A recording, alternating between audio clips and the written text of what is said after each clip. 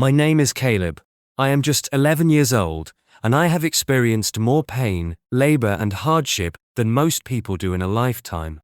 Born and raised on the mental streets by a mentally ill father, I had no mother, no auntie, no relatives, no home, and no one to fight for. My future. I spent only 3 years in school before dropping out because the one woman paying my dues disappeared. I was hopeless, forgotten. But one thing I know is that I am incredibly smart. But one day, everything changed. My whole story changed. What I lost in a lifetime was recovered in a day. This change started the very first day I met Anthony, the son of a billionaire, studying in the best school money could buy, yet struggling to prop up, learn and understand. And I, the barefoot girl from the ghetto, who became his secret teacher. But when Anthony's powerful mother discovered I, the homeless child teaching his son under a tree, what she did next will leave you speechless. My father was lost in another world, one that only him could see. People walked past, some slowed down, some stared. One man paused, shook his head, and kept walking. No one helped. No one ever did. I was just 12 years old, but the streets had aged my soul. I didn't cry anymore when people called him names. Son of a madman, cursed child. I heard them, all but what hurt me more was the pity, the empty kind that came with my shake of the head and no hand of help. My father used to be handsome, or so I imagined. On neutral days, my father would sing old lullabies. But those moments were like shooting stars, brief and gone before you could touch them. Most days, he couldn't even remember where he was. We do sleep under a broken kiosk near the industrial road. If it rained, we got wet. If it was hot, we get burned. Our mattress was a flattened carton. Our blanket was silence. I didn't even know what it meant to dream anymore. Survival was the only language I spoke. Each morning, him waking up, screaming, clawing at the air, I would grab him, hold him close, whisper, "It's me, Papa, it's me." Then I would gently clean him up, sometimes with just a rag and water from a gutter pipe, and lead her back to the same begging spot on the street. Just sit, just be quiet. But Papa suddenly stood and shouted at a passing car, "Give me my money, I left them in your boot." The driver hunked and swerved. I felt my cheeks burn. One day, I turned and met the eyes of a schoolboy across the street, neatly dressed, holding a lunchbox.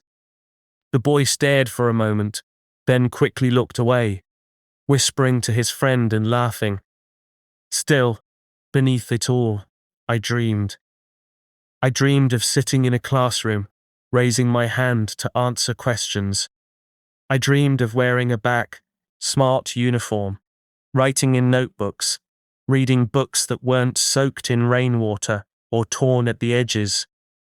I dreamed of someone, anyone, calling me by name without scorn. But who would send the son of a madman to school? Who would care about a girl whose father chased birds because he thought they were demons? Nobody. And yet, I still hoped. I watched children pass with their backpacks and neat braids, and she whispered to myself, one day, I would sit in a real classroom.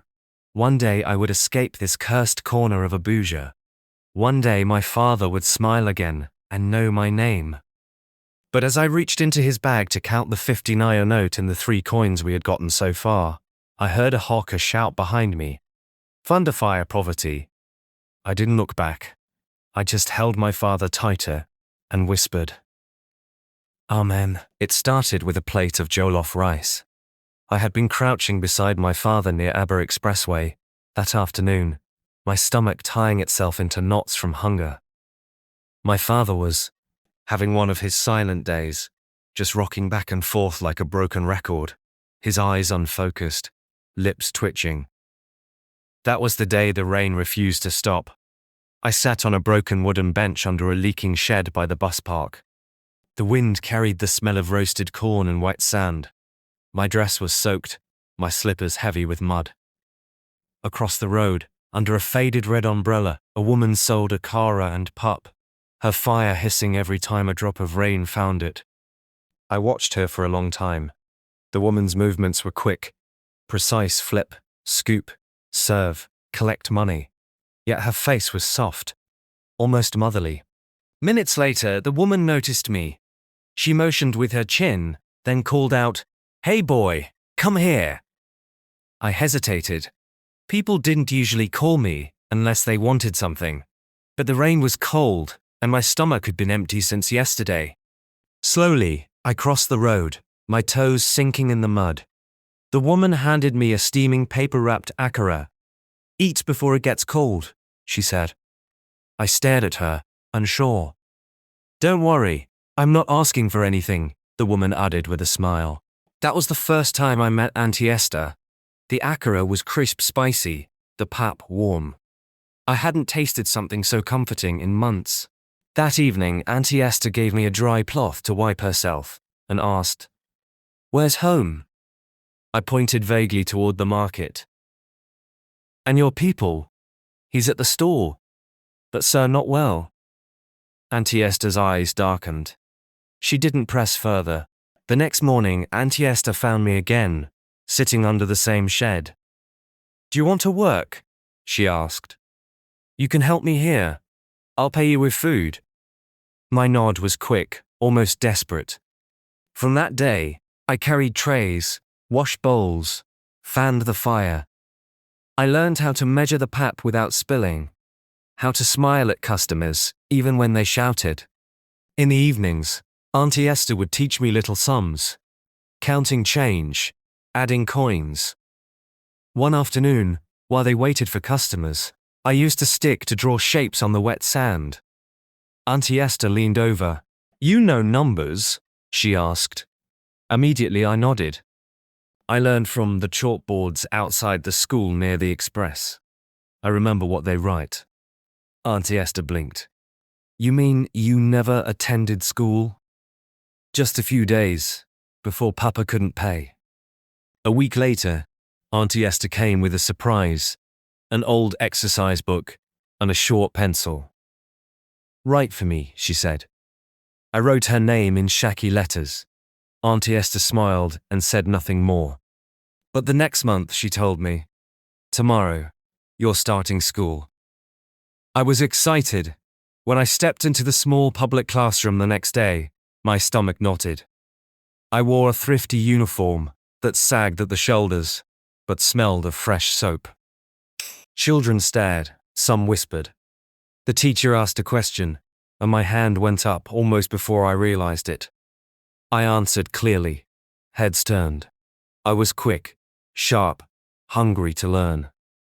Every evening after school, I returned to the store. I worked and listened to Auntie Esther gentle humming. Sometimes, Esther would hand her an extra akara or leftover pap, saying, "For my good boy." For the first time, I felt safe. Then, one cloudy evening, Auntie Esther closed the stall early. She sat beside me, holding a small brown envelope. "My cousin abroad sent for me," she said quietly. "They bought me a ticket." My heart leapt. "We're going?" I humbly asked. Auntie Esther's smile faded. "No, just me," she said. "I've arranged your fees for this term. After that, I don't know." The rain started again that night. 3 weeks later, Auntie Esther was gone. The stall stayed locked. The next term's fees were unpaid. The headmistress called me aside, voice gentle but firm. "Without payment, you can't remain." I walked back to the shed where I first met Auntie Esther. I sat there until the rain washed the sand clean.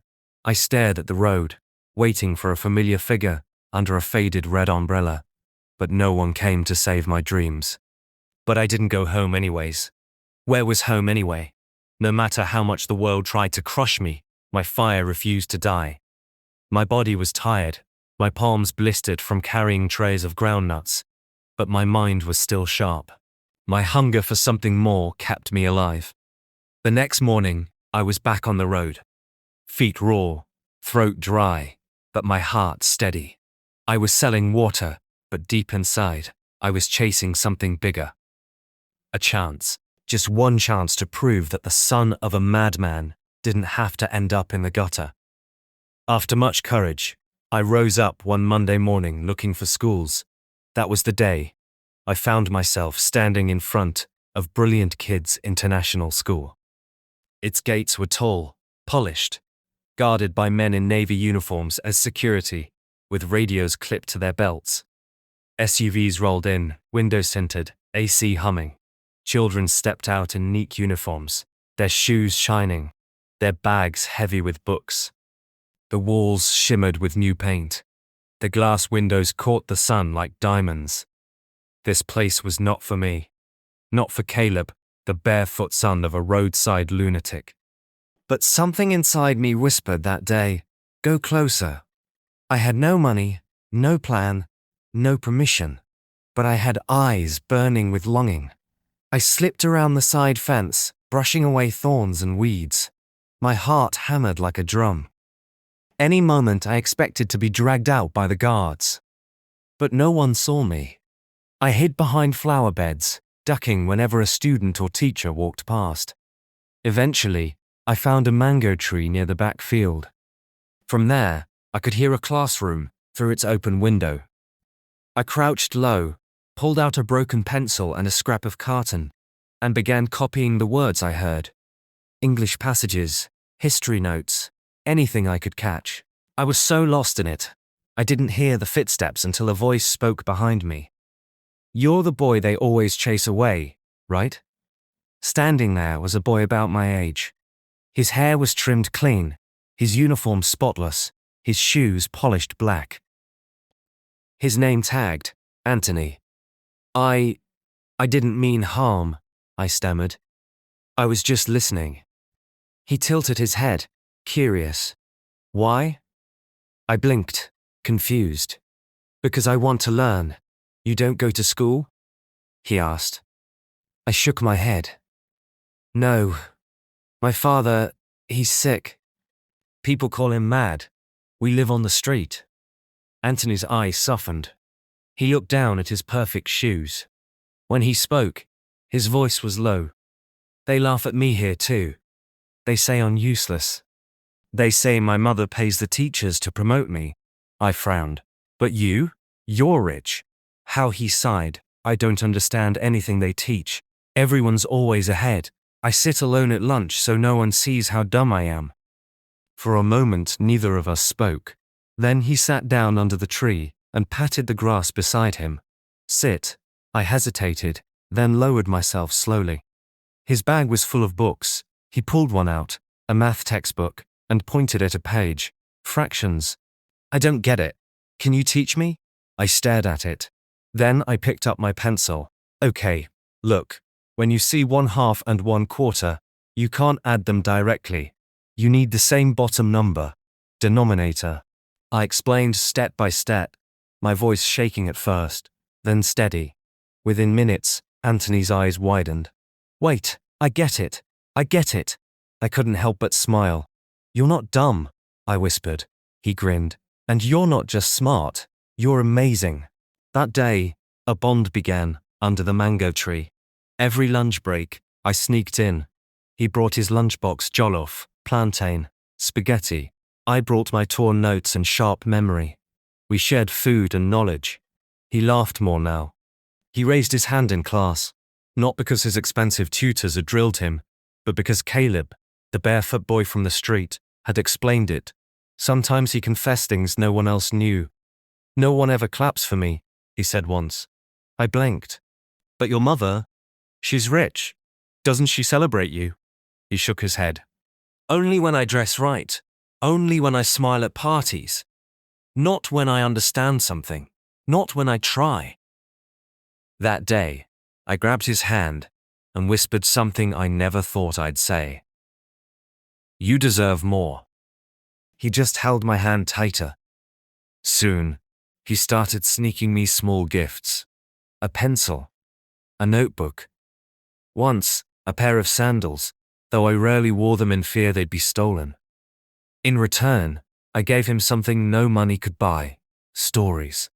Tales about stars that fell in love with street boys, about mad fathers who were healed by rain, about boys who found schools and changed their fate.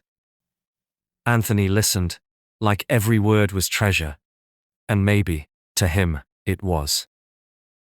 Because for the first time, he wasn't alone. And for the first time in my life, I wasn't invisible. But it was a secret. He didn't tell his classmates, he didn't tell his teachers, and he especially didn't tell his mother, Madame Agu, one of the most feared and respected businesswomen in Abuja. How could he? How do you tell a woman who sat on television panels that your best friend was a barefoot boy whose father danced half naked on the roadside? So we built a world under that mango tree, a world where background didn't exist, where a billionaire's son and a madman's child could dream the same dream together. One day, I was late. Anthony sat waiting under the tree, glancing at his watch, chewing his lip. I didn't come for 30 minutes. An hour. Panic twisted in his chest. Just as he stood to leave, he heard me calling. Anthony, he turned. I came running barefoot, dirt on my legs, sweat on my face. I was panting, but smiling. I'm sorry, I gasped. My father, he had an episode. Ran into the road. I had to drag him away before a car hit him. Anthony rushed forward and hugged me tight. I thought you weren't coming. I laughed weakly. Even if I had to crawl, I would come. He pulled back, eyes burning with fire. One day, I'll tell my mother. About us. I promise. My chest tightened. What if she says no? His jaw clenched. And I'll scream until she says yes. That night, I lay beside my father as he mumbled to himself, holding a broken bottle like it was a microphone. I looked at the sky and whispered, God, I've never had a friend before. Please don't let me lose this one. From my pocket, I pulled out the notebook Anthony gave me. On the first page was a drawing. 2 stick boys holding hands under a mango tree, one in a uniform, one in rags, both smiling. I traced it with my finger. For the first time in my life, I didn't fall asleep afraid. I fell asleep smiling. It was 1:00 p.m. when I rushed under the mango tree, clutching 2 spoons, a lunchbox, and Anthony's favorite biscuit tucked into the corner. The breeze was cool, but my heart was racing. Just as I set the food down, I heard it, the low hum of black SUVs rolling into the compound. Students turned to look. Teachers froze mid-sentence. Even the security detail straightened up and gave a salute. My stomach just plummeted. What's she doing here? Mum, Mrs. Agu never visits the school without so much as a heads up. She's way too busy for pop-ins. Her presence just took over the whole compound before she even said a word. Anthony saw the fear in my eyes and jumped up, brushing crumbs off his shirt. What's wrong? He asked. But before I could even answer, the car door swung open, and out she came, Mum, tall, elegant, and just commanding, dressed in this flowing white gown and heels that clicked against the pavement like thunder. Anthony's face just froze. He looked at me, then back at her. His hands were shaking. That's your mum? I nodded slowly. His smile just vanished, and panic took over his face. I should get going, I whispered. But it was already too late. Anthony! Her voice just boomed across the lawn. My knees went weak.